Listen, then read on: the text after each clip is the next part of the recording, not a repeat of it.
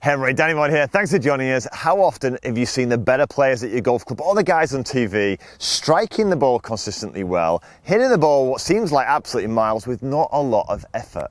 Well, they all have one thing in common. They may have different looking swings, but they always have this in common. They basically organize their swing correctly. They organize it from the ground upwards. And I've just come off a golf school with a number of different students with very different faults, from topping along the ground to losing distance to inconsistency of strike. And they all the different swings, they all did have one thing in common. They started and they developed their swing from the top down as opposed from the bottom up. I'm going to share with you how the best players and how you too can start to organize your swing for more consistency of strike with both your irons and your woods. Now, before I get into the video, look, if you're new to this channel, it's one of your first videos of mine, please consider subscribing. Just press that little bell button next to subscribe button. You get notified every time I release a video just like this one. Plus, I always put a free downloadable practice plan in the description box below, so you never have to remember a thing. Great, so by the end of this video, I want to be able to help you strike your irons and your drivers so much better, so much more consistently. And I'm going to give you the secret right off the bat. All great players, their club reacts to what their body is doing as opposed to their body reacting to what their club is doing. So I'll let you digest that for a little bit. The club is reacting to what their body is doing, not the other way around. Let me explain. So the people at this golf school that I was at, they all had different swings, but what they were doing is they were starting it. Everything was hands and arms. So when you throw the mass of the club with your hands and your arms, your body, from here, throw it behind, our bodies react to it. When we get to the top, look, we throw the club at the ball, their bodies then react to that. We come over the top, we get this kind of flicky position. We need the other way around, where the body leads and the club reacts. When you do that, everything looks organized and effortless. And by the way, when you throw a ball, look, your arm is reacting to what, look, the body is doing. The arm is being slung, yeah? Now the question is, how do you go about achieving that? We're going to do it in three very simple stages. Just follow them all the way to the end. Stage number one, to help you get strike, you need to be able to start the momentum with your feet, right? So when you're here, watch this. How does the club move? Does it move with your hands and your arms? No. What I want you to sense is this. I'm going to do it in an exaggerated way so you can see it visually for camera. So it might be more than I would normally do, but I want you to see what I'm actually doing. So watch this. I'm going to set the club going backward by me, watch. I'm going to push my pressure onto my front foot very gently, and then I'm going to force the pressure straight into my back foot, and that is going to go 1, 2. That momentum is now going to take this club back into the backswing, okay? So I'm going to get that. Now, because I've done this, I automatically, watch this, pressure over to my lead foot, then my trail, that drags it back, and then look forward onto my front, so it becomes like this, 1, 2, 3. This then organizes this club for compression. Does that make sense? Now I'm exaggerating for camera. Normally it's just very quick, like 1, 2, 3, yeah? Very different when you flick it back here. Because you've started it here, your body then reacts. You then start it here, your body then follows. It's the opposite way around. So one exercise you can do to kind of really get this first stage spot on is maybe two things. I've got an orange whip, or just grab a towel and wrap it around one of your clubs. It just makes the head feel heavier. And then what you're doing is you kind of push the head forward, just feel the head going forward, feel momentum here, and then look, you're going to move the head back by shifting that pressure onto your trail foot. That creates momentum back here, and then look forward. Look how I automatically create the lag on the way through, no problem whatsoever, yeah? You do the same with the orange whip. The orange whip is great because it's nice and heavy. You'll see here, if I flick it back, it gets all wobbly. If I flick it through, it gets all wobbly. All I'm doing here is I'm feeling that big orange whip and I'm dragging it back here, look, with my pressure shift, 1, 2.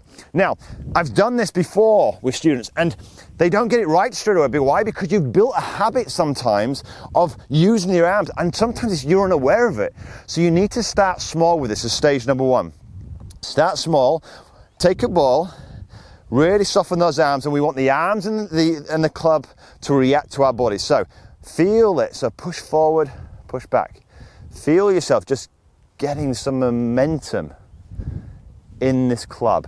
People worry about swaying and what have you. We're going to cover that in a second. That comes from, you get rid of that through the vertical in a second, but just for now, just feel how you can organize that club. It create momentum by pressuring back and through. Then hit a few small shots, no big ones initially, because if you try big, you'll go back to this being your dominant power source.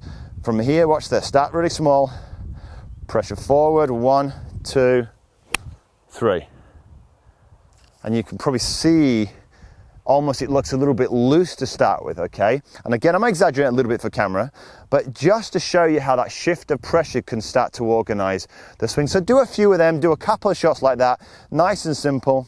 1, 2, 3. See, straight away I'm getting compression, ball's going down, I'm getting a nice divot as well, ball turf strike, right? Great, so once you've started to organize the swing with this kind of pressure shift, you then need to go longer, don't you? So what needs to happen to the club? Well, the club needs to kind of swing high, so we need to get the club going up, and we also need to get it going around because it's a rotational sport. So again, how can you do that, and how can the arms and the club react to that? Well, again, what could you do with the ground? Well, we could push up off the ground, that would get the club going up, and to get the club going around, we could also pivot with the ground, can't we? So imagine you stood on a disc here, okay, and you're going to twist it, but if you just twisted it, didn't do nothing else, the club would just go around. So we now need to twist it and go up, so really push up. So again, the arms and the club are reacting to what you're doing. Look, with the ground, you can feel this. And that then now suddenly you've got not only the organization, you now start to create the momentum, and look how effortless this is. The club is always reacting. Notice this, I'm not putting it into positions. This is when it leads to all those faults we mentioned earlier. So feel what it's like in the backswing, okay? So you're gonna push, turn the disc and push off the disc.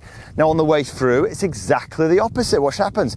Well, we need to go where? The follow through, we need to get this compression and we need to pivot through. So look at this. Now we're gonna pivot the disc almost automatically. Once you've wound up the disc one way, it's going to want to do what? Wind down the other way. Now the danger is that what people do is they sometimes just push off. Well, if you push off without the twist, you'll flick. So what we do is we now practice this. We practice the pushing and the twisting on the way through, yeah? Now, you might not all be able to get loads of twists, and that's not important. The important thing here is that you start to feel the effortless power that comes from the strongest bit of your body, your legs. Feel how it's that is applying a force to your arms and the club. This is my backswing. I'm pushing off, down, and look at this, and then pushing off here. And I'm just allowing my arms and the club, look, to react to this. Look at this from this angle on the way through, by the way. Where does that compression come from? As I'm coming down here, I've naturally transferred my weight, and watch this. If I just pushed off here, yes, I would thin it, but what I'm doing is as I pivot and I do it, look at how my handle naturally stays ahead. So not only that, as I push harder I push, the more I accelerate through the shot, okay? This is why it works so well with driver 2. So let's have a look at this in action. We get ourselves set over the golf ball here, and you might want to just stay on stage 1 for a while, feel that body reaction, then feel the pivot backwards and forwards. I won't do any big shots initially. Let's have a look at this. 1, 2, lovely. So easy, okay? Now it's interesting there. My ball, it's okay, great strike. My ball just drifted a fraction to the right there. And all that basically means, I'm glad I did that. One of my personal problems sometimes, I might get very good at this, getting the pressure on the ball, but my ball's gone a bit to the right. And the reason being is I didn't get the pivot this way, yeah? And that pivot that way gets me then squaring up, provides the space. So all I'd do is I'd start to work on, okay, I'd just work on my follow through area of this motion, okay? Maybe my backswing's pretty good. I might just kind of feel like I'm gonna pivot here, practice this motion, all right? So let's have a look at this. I'm now gonna work on a bit of pivot here, just on the way through to hit it a little bit straighter. Feel the pressure left, right. That's so much better. Pure as you like. And all I've done is as he pushed off the ground, using that disc, push off, and away we go. My hands and my arms are reacting to what I'm doing from the ground up. Now it works exactly the same with driver. Same principles here, don't change a thing, just feel it. But the key here is this. You must start to get the club reacting to your body, as opposed to you, the body itself, reacting to what your club is doing. That will lead to inconsistencies. And I make it look quite straightforward, but when you've built a habit, sometimes it's not always easy to change. So really feel that pressure shift here. Feel as how the club go out, really feel that you're pushing and twisting the disc, and again on the way through. How do you release it? Well, look at this here. You'll naturally see golfers naturally squatting. They do that because what they want to do is it naturally is a byproduct, like you throwing a ball. You don't have to think about it. It happens when you come through. Look, as I pivot through, I accelerate the club. It's like throwing a ball. It's the same principles. It's there. It's built in you to do this. Okay, so give it a go. Let me know in the comments how you get on. And look, you don't have to remember a thing. I'll put a free downloadable practice plan in the description box below with all the details, like how to wrap a towel around the club and your orange whip and what have you. And of course, look, if this was one of your first videos of mine, come and join the community by pressing that subscribe button and the bell. But until next week, have a great golfing week.